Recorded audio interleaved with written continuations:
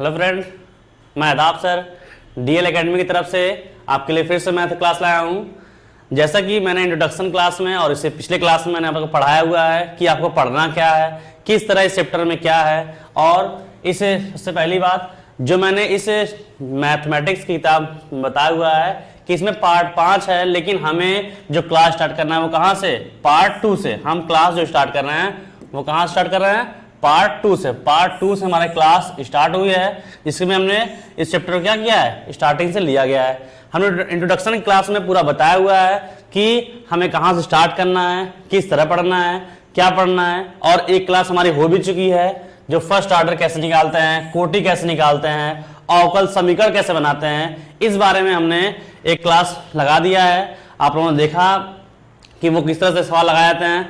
आज उसी के बारे में फिर डिस्कस करेंगे कि उसके एक्स्ट्रा सवाल कैसे होते हैं और उससे अधिक से अधिक नियम वाले सवाल उनको कैसे लगाना है, इस बारे में बात करने वाले हैं आज। ठीक है, तो आप सभी लोग ये बात ध्यान रखेंगे कि जो भी क्लास स्टार्ट हो रही है उसमें बस पार्ट 1 मैट्रिक्स को छोड़ा जा रहा है अभी, क्योंकि पहले इंटरेस्टिंग के लिए जो हमारे पास ज्यादा समय लेगा उसको पहले मैथ पढ़ा लेते हैं। इसलिए हम पार्ट 2 से स्टार्ट कर रहे हैं, पार्ट 2 से स्टार्ट कर रहे हैं। ठीक है, जिसमें हमने चैप्टर 4 जो हमारे लिए क्या है, नंबर 1 है, हमने इससे स्टार्ट किया हुआ है और एक क्लास हमने आपको दिया हुआ है जिससे कि आपने ये देखा कि इसमें कोटि और घात कैसे निकालते हैं। साथ ही साथ आपने ये देखा किसी इक्वेशन को अवकल समीकरण में कैसे बदलते हैं। आज फिर हम बात करेंगे, भी कुछ सवाल बचे हैं जिसे अवकल समीकरण कैसे बनाना है उनके बारे में बात करते हैं। तो ठीक है, तो आइए चलते हैं अपने सवाल की तरफ कि सवाल हमारा क्या था।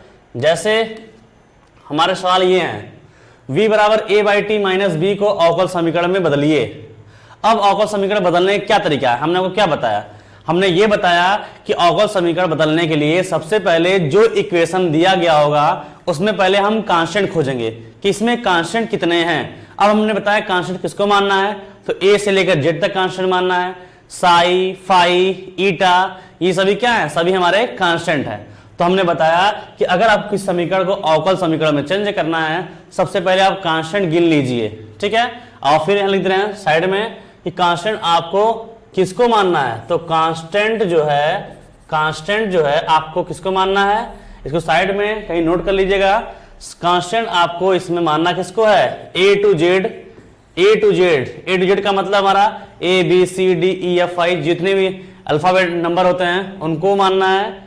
और साथ ही साथ जैसे फाई आ गया, साई आ गया हमारा इस रूप में, ईटा आ गया है ना, के आ गया, ये सभी क्या, सभी हमारे कांस्टेंट में इंक्लूड होंगे। बस यक्स वाई जिसके सापेक्ष हम अवकलन करते हैं, जो कि हमने फर्स्ट ईयर में सीखा होगा, इंटर में हमने देखा हुआ है, जो भी किसी के सापेक्ष अवकलन किया जाता है बस उन एलिमेंट को छोड़कर बाकी सबको हम क्या, किस में यूज करेंगे, कांस्टेंट में यूज करेंगे। ठीक है, तो अवकल समीकरण बनाने के लिए सबसे पहले आप क्या करेंगे, कांस्टेंट को गिन लेते हैं। तो ये कांस्टेंट गिनते हैं, यहां v है तो v का हमें इक्वेशन को हमें हल करना है। इसका मतलब ये तो हमारा कांस्टेंट तो है नहीं, कांस्टेंट कौन होंगे, a टू z वाले होंगे। इसका मतलब कौन होगा, एक कांस्टेंट हमारा a है, एक कांस्टेंट क्या है, b है। तो इसका मतलब क्या बताया कि हमने पहले कांस्टेंट गिन लेंगे। ठीक है, कितने कांस्टेंट है, 2 कांस्टेंट है। अब जब 2 कांस्टेंट मिल गए हैं तो उस समीकरण को हम 2 बार हल भी करते हैं, मतलब अवकलन करते हैं।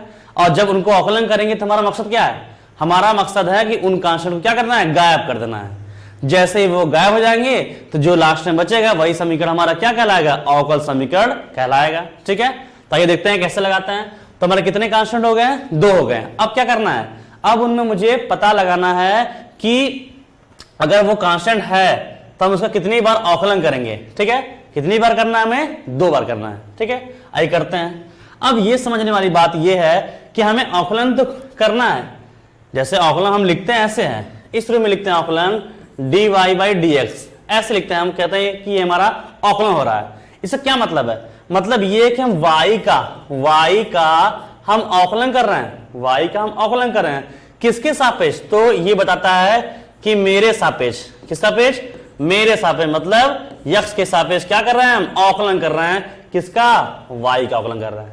इसका मतलब जिसका मुझे अवकलन करना होता है वो कहां होता है, ऊपर होता है, और जिसके सापेक्ष करना होता है वो कहां होता है, नीचे होता है। ठीक है, तो उसी तरह से यहां देखते हैं, तो हमें ये क्या करना है, इसका मुझे अवकलन करना है, तो कहां रहेगा, ऊपर रहेगा। अब किसके सापेक्ष करना है, तो हमारे पास ये दिख रहा है, ये समा इसमें उपलब्ध है, ये समीकरण में ये मटेरियल लिखा गया है, तो किसके सापेक्ष मुझे करना होगा। तो हम देखते हैं कि हमारा ए भी कांस्टेंट है, और कभी किसी कांस्टेंट के सापेक्ष यहां पर कभी कोई कांस्टेंट नहीं होता, कोई भी कांस्टेंट कभी नहीं होता यहां पे। इसका मतलब ए भी तो हमारे कांस्टेंट हो गए, तो जब वो कांस्टेंट ही हो गए तो उनके सापेक्ष अवकलन तो होगा नहीं, तो अब बचा कौन, ओनली टी बचा। इसका मतलब v का हम अवकलन करेंगे t के सापेक्ष, और जिसका अवकलन करते हैं वो कहां रहता है, ऊपर, और जिसके सापेक्ष करेंगे वो कहां रहेगा, नीचे। तो हम v का अवकलन करने वाले हैं, तो v हमारा ऊपर हो जाएगा।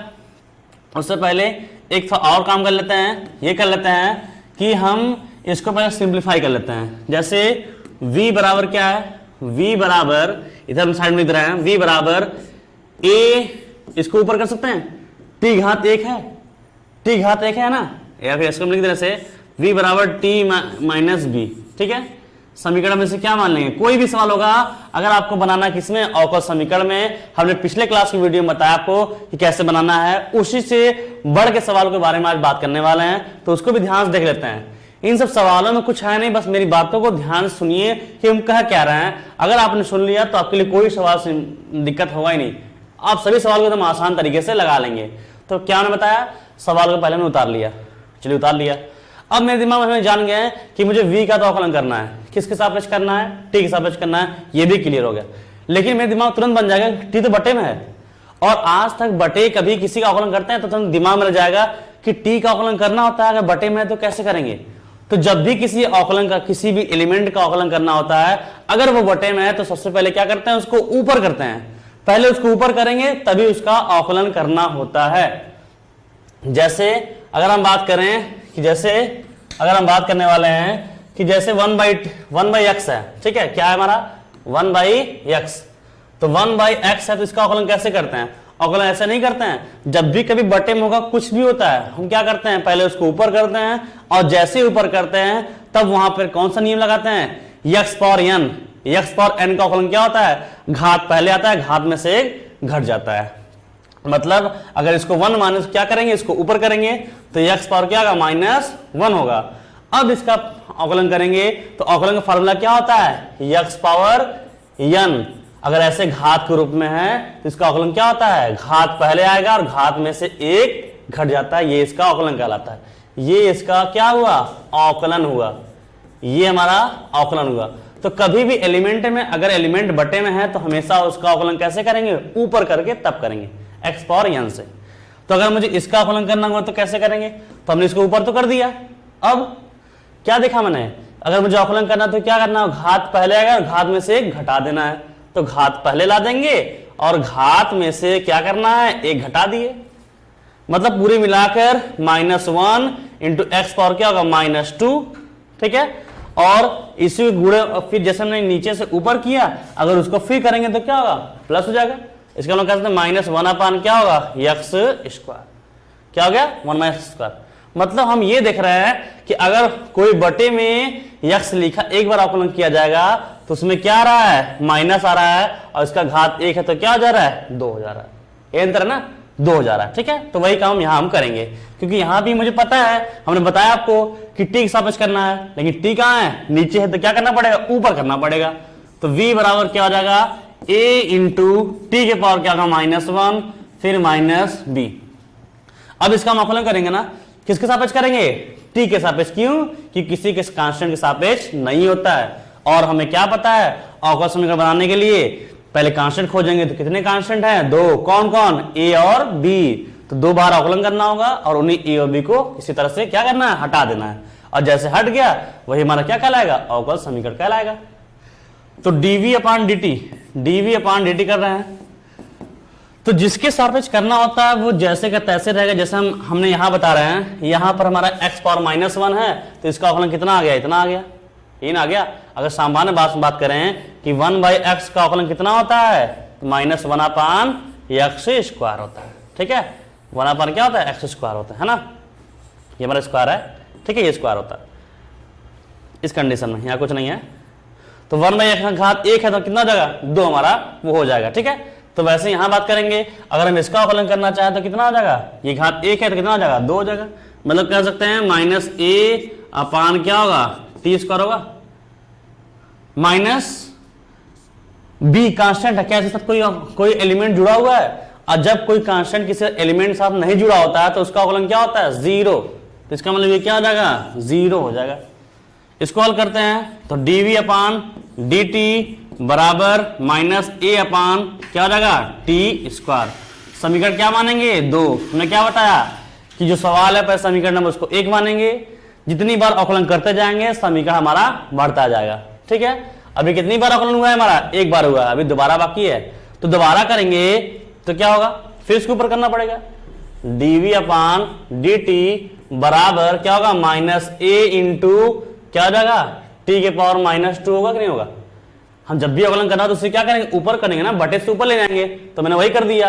अब क्या लिख देंगे पुनः अवकलन करने पर, पुनः अवकलन करने पर, पुनः अवकलन करने पर, क्यों क्योंकि हमारे पास दो कांस्टेंट था ना, तो दो बार अवकलन करना है, एक बार कर चुके हैं दोबारा कर रहे हैं। इसको मैंने अवकलन कैसे किया तो ये इस तरह से किया। ठीक है, बस को मैंने यहाँ दिखाया हुआ है उसी को मैंने डायरेक्ट कर दिया हुआ है। ठीक है, ये हमने पूरा दिखा दिया कैसे होता है, उस चीज को वहां मैंने पुट कर दिया हुआ है। तो अवकलन करते हैं दोबारा, इसको कैसे लिखते हैं d2v अपान dt स्क्वायर बराबर माइनस किसी के साथ लगा हुआ है, कोई कांस्टेंट किसी के साथ लगा होता है तो उसको जैसे के तैसे लिख देते हैं, आइए जैसे के तैसे लिख देते हैं, इनटू इसको कैसे अवकलन करेंगे कोई भी एलिमेंट अगर उसके पावर में घात में कोई भी हो, बटे हो, इंक्लूड में हो, माइनस में हो, प्लस में हो, तो हमेशा उसका अवकलन x पावर n के रूप में, x पावर n का मतलब घात पहले घात में से एक घट जाएगा, तो इसका अवकलन कैसे होगा तो घात कितना है माइनस टू है तो पहले आ गया और घात में से क्या होगा एक घट जाएगा। ठीक है, तो क्या मिला मुझे d2v अपान dt स्क्वायर बराबर, अब इसको हल करेंगे तो माइनस क्या होगा plus two into a two a हो जाएगा, माइनस टू माइनस वन कितना माइनस थ्री हो जाएगा, तो माइनस को पलटेंगे क्या होगा प्लस, तो कह सकते हैं हम कि ये मिला हमें 2a अपान टी क्यूब। समीकरण नंबर क्या मिल गया मुझे 3 मिल गया, अवकलन हो गया। तो हमें ये देखना होता है कि कितने कांस्टेंट है, दो कांस्टेंट थे, हमने दो बार अवकलन कर दिया, और मुझे ये भी पता है कि जब हम कांस्टेंट को हल करते हैं, इसको नोट कर लीजिएगा साइड में, इसको नोट कर लीजिएगा। ठीक है, तो हम मुझे ये पता है कि जब मुझे अवकलन करना होता है जितनी बार करना होता है हम उसको पहले अवकलन कर लेते हैं, फिर उसके बाद हम ये देखते हैं कि क्या जो कांस्टेंट जिसको हमने माना था वो हट गया, तो हम ये यहां देखें ध्यान से कि चलिए यहां दो कांस्टेंट थे, हमने दो बार अवकलन किया, हाँ बी तो एक हट गया, लेकिन क्या ए हटा है नहीं, और जब तक हमारा कांस्टेंट हटेगा नहीं तब तक हम क्या करेंगे उसे अवकल समीकरण नहीं मानेंगे। इसका मतलब अभी तक हमारा अवकल समीकरण नहीं बना है। अब कैसे हटाएंगे, तो जब इनको जो लास्ट में हमारा आएगा जब इसको हटाना पड़ेगा तो इसके ऊपर जितने इक्वेशन होंगे उनकी सहायता लेंगे। आइए सहायता लेते हैं, तो इनकी सहायता लेंगे। पहले यहां चलते हैं, अगर हम यहां से ए का मान निकाल कर रख दें तो अगर ए को हल करेंगे तो क्या होगा बी आएगा, तब फिर अगर ए का मान निकाला उसमें कौन होगा बी आ जाएगा। मतलब मुझे किसी और को इंक्लूड नहीं करना है, दोनों को हटाना है, तो एक हटा ही है तो दूसरा फिर क्यों ला दें, इसलिए इसका यूज नहीं करेंगे।